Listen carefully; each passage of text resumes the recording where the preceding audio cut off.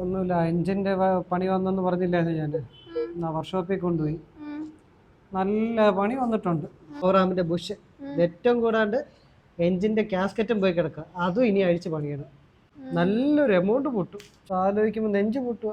അതിന്റെ കൂടെ ഇന്ന് ഫ്ലാറ്റിന്റെ ഓണറും വിളിച്ചേക്കുന്നു. അടുത്ത മാസം തൊട്ട് റെന്റ് കൂട്ടി കൊടുക്കണം. അതും പണിയായി. എന്നാ ചെയ്യുന്നൊരു പിടുത്തമില്ല. ഇനി അതിന്റെ ഇടയ്ക്കാണെങ്കിൽ അടുത്ത ദിവസം ബേബിയുടെ ബർത്ത്ഡേ അല്ലേ.